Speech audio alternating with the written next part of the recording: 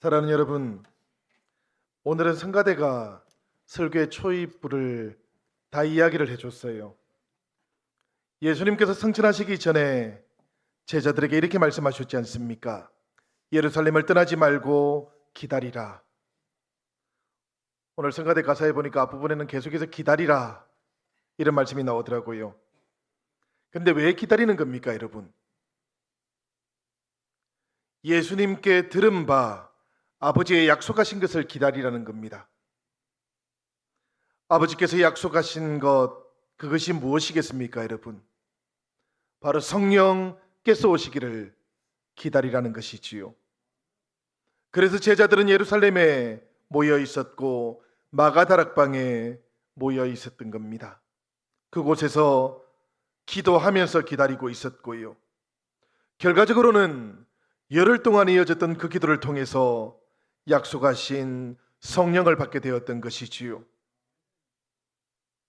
이 성령을 기다렸던 열흘은 단순히 시간의 흘러간만은 아니었습니다. 믿음으로 채워졌던 열흘이었고 기도에 집중되어 갔던 열흘이었던 것이지요. 마음이 하나님을 향하고 있던 시간이었고요. 영혼이 하나님의 뜻에 집중했던 열흘이기도 했습니다. 그렇습니다, 여러분. 성령님은 아무 마음에나 임하시진 않는 겁니다. 준비된 영혼들에게 임하시는 것이고 기도하는 공동체 위에 임하시는 하나님의 영인 것이지요. 그러니 여러분, 기도하지 않고 응답되기만을 바라고 있는다면 이것은 착각인 겁니다. 헌신하지 않으면서 성령님의 충만함을 기다리고 있다면 그것도 착각인 것이지요. 오순절에 임하신 성령은 그렇게 임하지는 않았기 때문입니다. 제자들은 무릎을 꿇었습니다. 마음을 모았습니다. 그리고 자기를 낮추었고 하나님의 때가 임하기를 기다리고 있었던 것이지요. 하나님께서는 이 기다림의 시간을 거룩의 시간 되게 하셨던 것이고 성령님의 임재하심을 준비하는 시간이 되도록 해주셨던 겁니다. 제자들에게는 물론 두려움이 있었지요.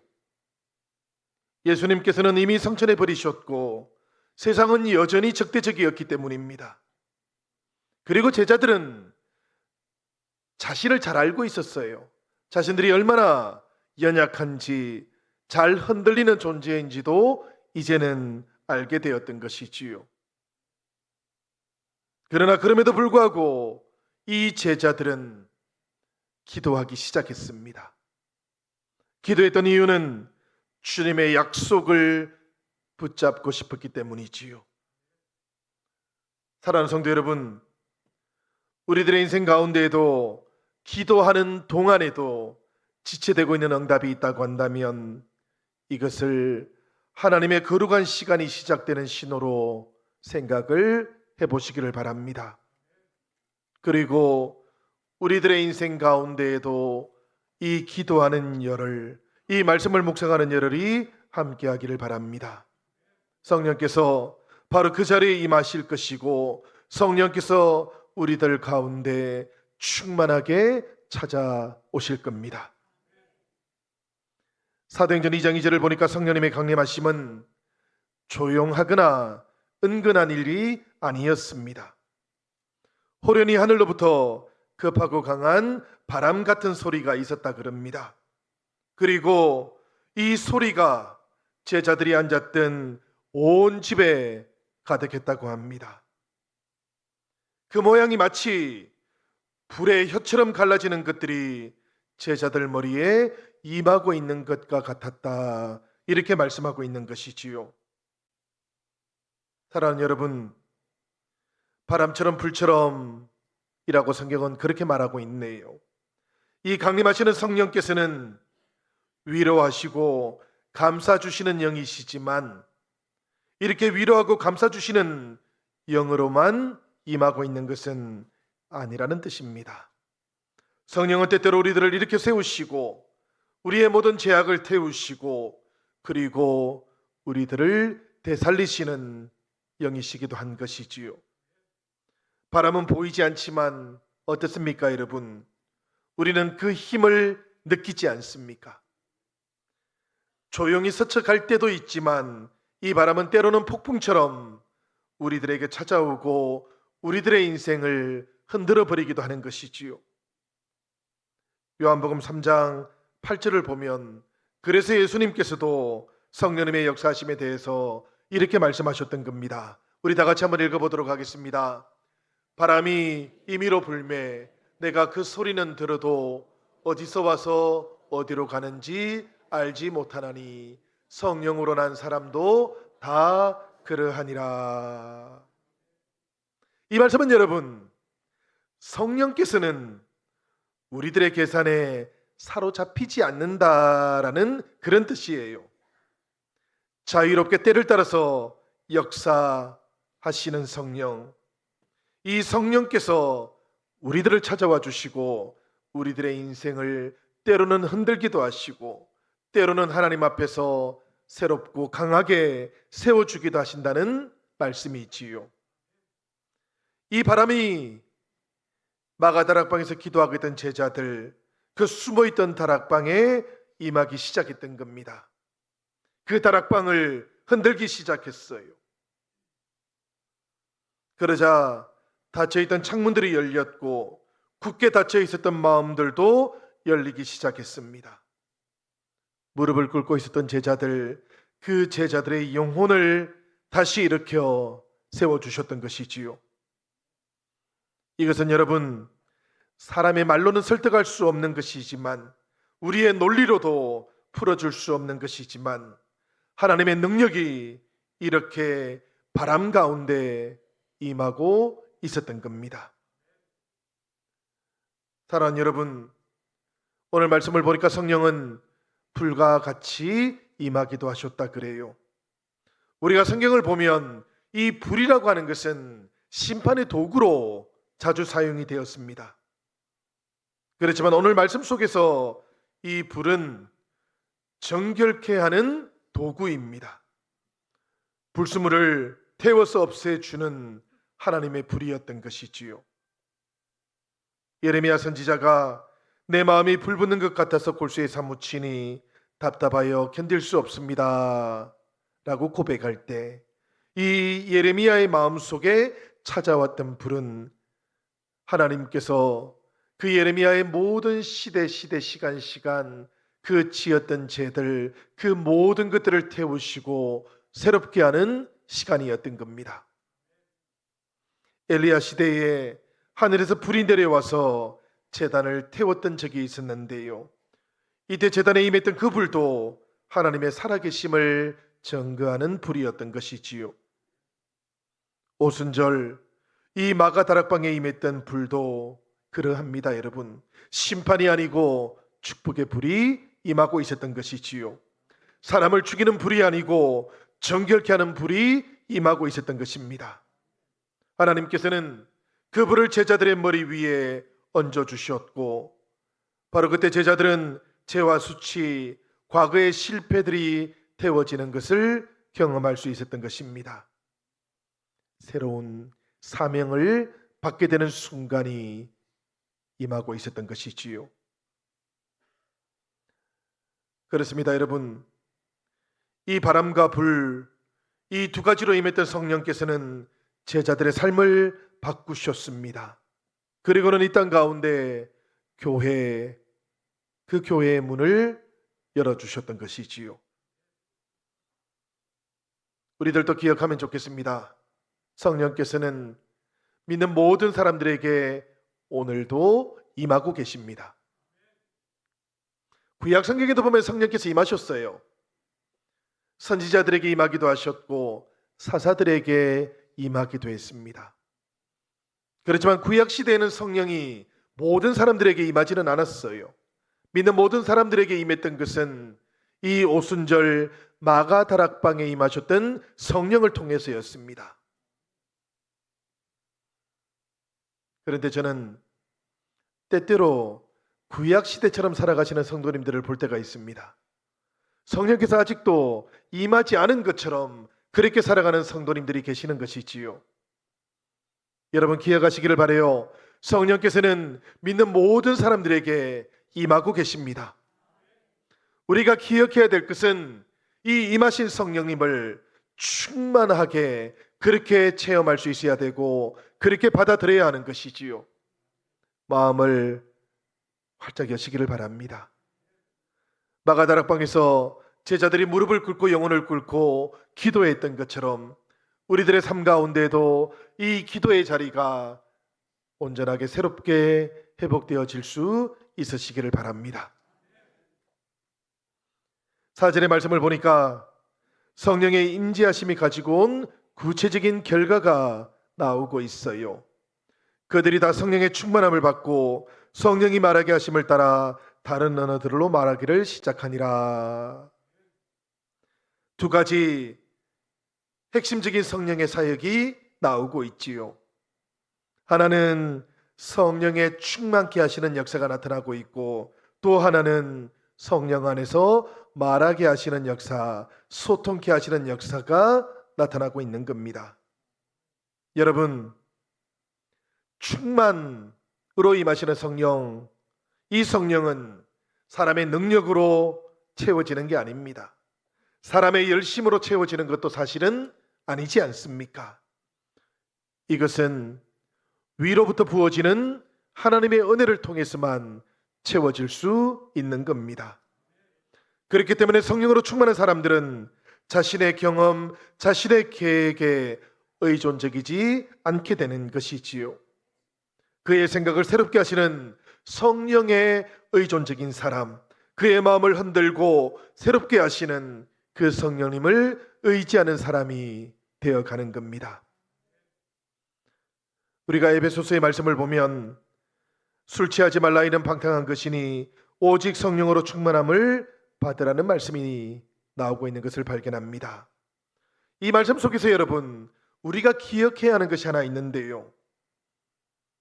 그것은 이 말씀이 명령이라는 겁니다.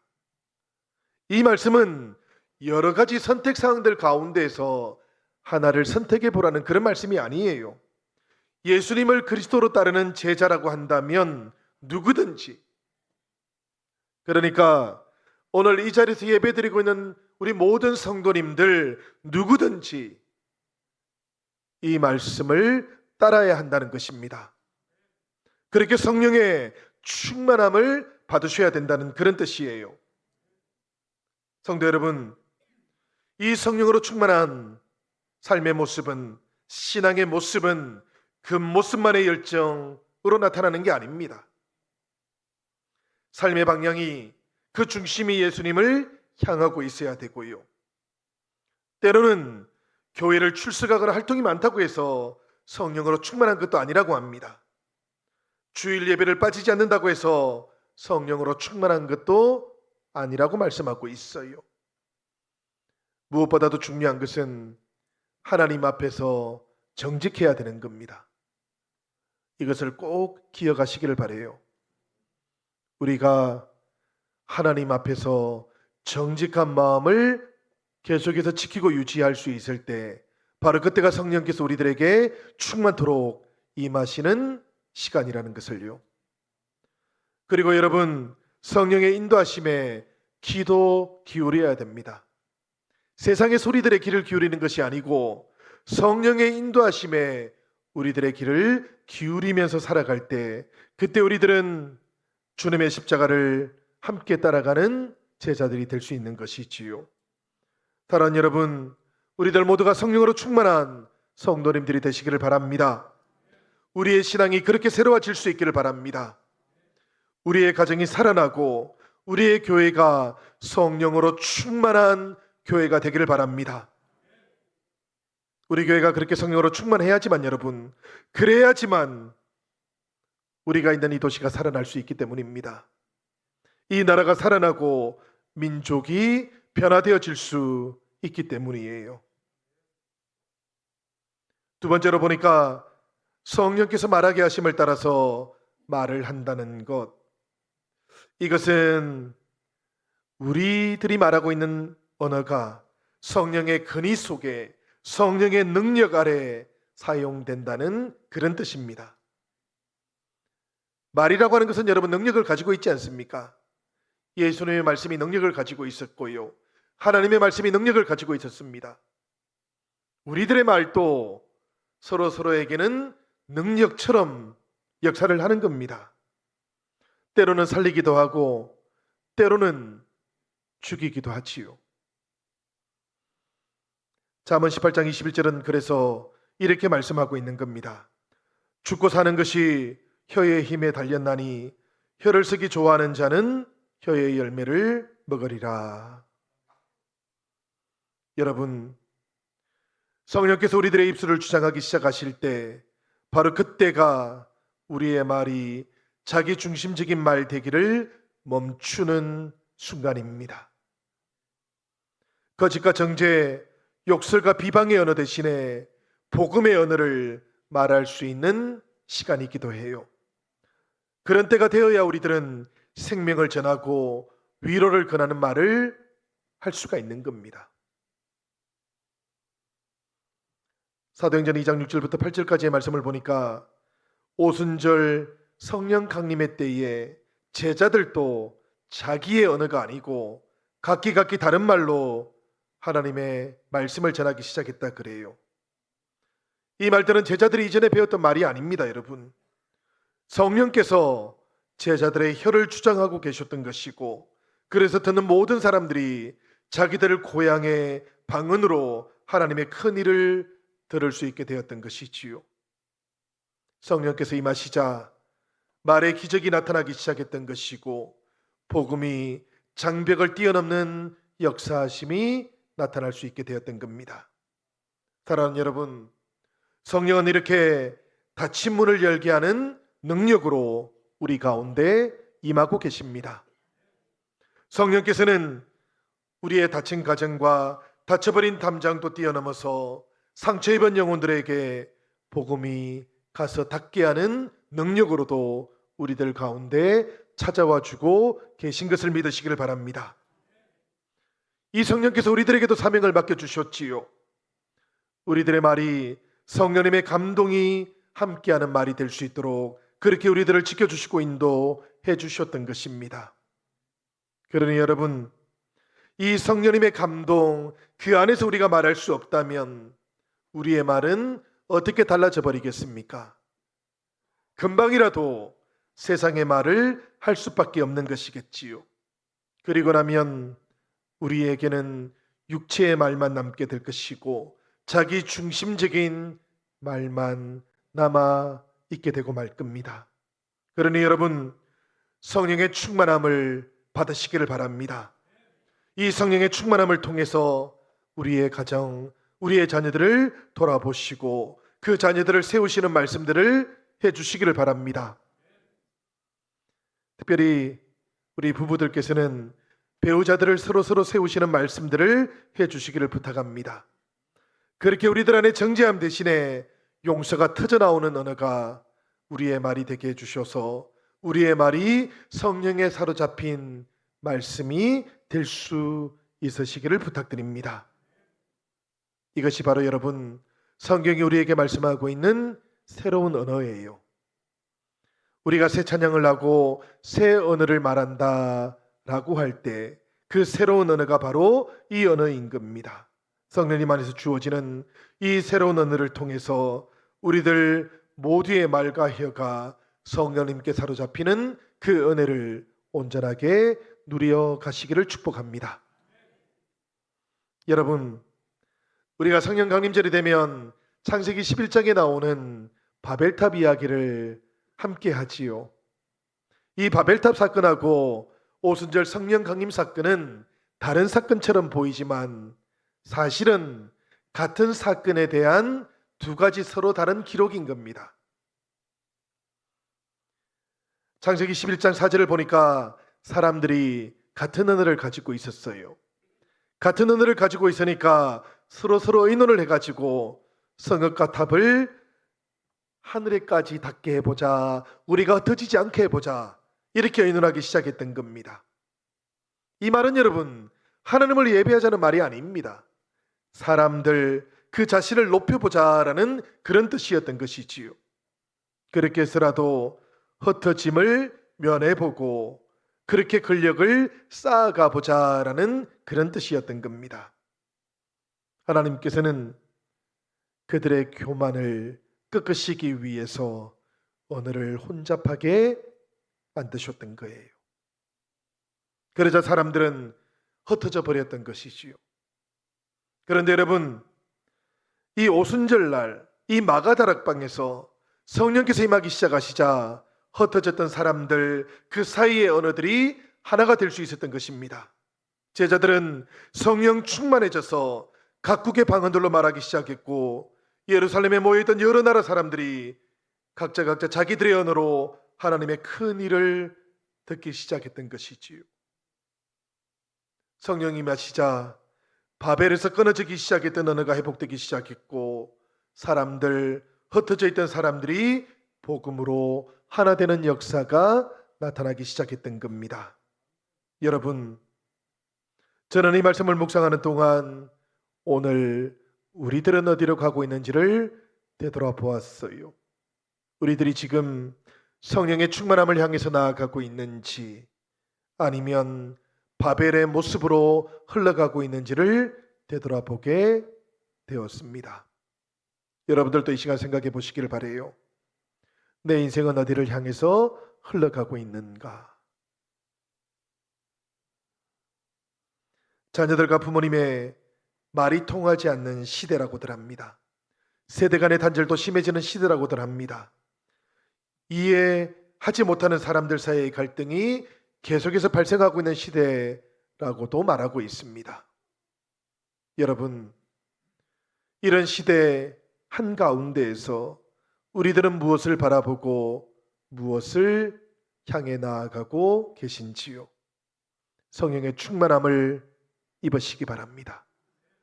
그 성령의 충만함을 통해서 나누어져 있던 그 말이 통하는 시대를 열어갈 수 있으시기를 바라요. 이 성령의 충만함을 통해서 단절이 심해지고 있는 세대들 사이 우리가 온전하게 이어가는 성도들이 되시기를 바랍니다. 원인들은 다양하지만 여러분, 본질은 똑같지 않습니까? 성령이 사라져버리고 나면 내 뜻과 내 감정이 높아지게 될 것이고 나타나게 될 것이고, 성령께서 임하시고 역사하기 시작하시면 내 뜻과 내 감정은 내려놓게 되고 성령께서 우리들 가운데 역사하기 시작하는 것이지요. 우리들 말에 사랑을 심어주시기를 바랍니다. 우리들 마음에는 진심을 담아주시기를 바랍니다. 그렇게 서로 다른 배경, 서로 다른 성향들 위에다가 사랑하는 여러분, 새로운 통역자이신 성령님을 충만하게 모실 수 있기를 축복합니다. 이렇게 성령께서 마가다락방에 임하셨는데요, 이 마가다락방 여러분 어떤 곳이었을 것 같습니까? 대단한 건물이었을 것 같습니까? 그렇지는 않지 않습니까 여러분? 예루살렘에 있던 평범한 집의 다락방이었어요. 그런데 이곳에 한 가지 특별한 것이 있었습니다. 이 마가다락방은 기도의 자리였던 것이지요. 그렇게 기도하는 자리였고 하나님께서 약속하셨던 성령을 기다리는 자리였기에 이곳에 성령께서 임하셨고 이곳에서 기도하던 제자들 위해 성령께서 충만하게 임재해 주셨던 것입니다. 이 성령께서 임하시자 제자들의 마음이 비어지기 시작했고요, 그곳에 하나님께서 약속하셨던 성령께서 충만하게 임하기 시작했던 것이지요. 그렇습니다 여러분. 성령은, 하나님께서 약속하셨던 성령은 준비되어 있는 영혼들에게 임하는 것임을 기억하십시다. 우리들의 마음 다시 비어져 있는지도 돌아볼 수 있으시기를 바랍니다. 주님을 향한 갈망보다도 세상을 향한 욕심으로 채워져 있다면 그 마음들을 내려놓으시고 성령님을 구하시는 이 성령 강림의 주관들이 되기를 바랍니다. 사랑하는 여러분, 이렇게 성령이 임하시자 제자들은 어떻게 되었습니까? 달라지기 시작했지 않습니까? 숨어있지 않게 되지 않았습니까? 과거의 실패로 인해서 부끄러워하지 않는 자들이 될 수 있었던 것입니다. 여러분, 변화의 능력이 찾아오기 시작하자 이 제자들은 이제는 더 이상 이 마가다락방에 머물러 있지 않게 되었어요. 그들이 어디로 나갔습니까, 여러분? 바깥으로 나가기 시작했지요. 집안에서 경험했던 성령의 그 은혜가 그리의 능력으로 변화되기 시작했던 것입니다. 성령을 받고 난 다음 제자들은 하나님을 경험한 사람들로만 머물러 있지 않게 되었고, 이 하나님의 복음을 전하는 사람들로 바뀌어 가기 시작했던 거예요. 사랑하는 여러분, 성령 강림의 시간들 동안에 우리들도 이렇게 달라질 수 있기를 바랍니다. 우리들도 밖으로 나아가는 성도들이 되기를 바랍니다. 사랑하는 가족들에게도, 친구들에게도, 그리고 이웃들에게도 복음을 전하시는 성령 강림의 시간들이 될 수 있기를 축복드립니다. 여러분, 성령은 내 영혼을 채우시는 분이시기도 하시지만 나를 통로 삼아서 다른 이웃들을 살리시기 원하시는 분이시기도 하다라는 것, 이것을 우리들 모두가 기억하는 한 주간이 되시기를 축복드립니다. 우리가 다음 주일에 여러분 뭘 한다고 했습니까? 그죠? 우리가 다음 주일에는 새 생명을 약정해 보는 시간을 가지려고 한다고 말씀을 드렸어요. 지금 이미 전도할 사람이 준비되어서 그 사람의 이름을 적으라는 게 아닙니다, 여러분.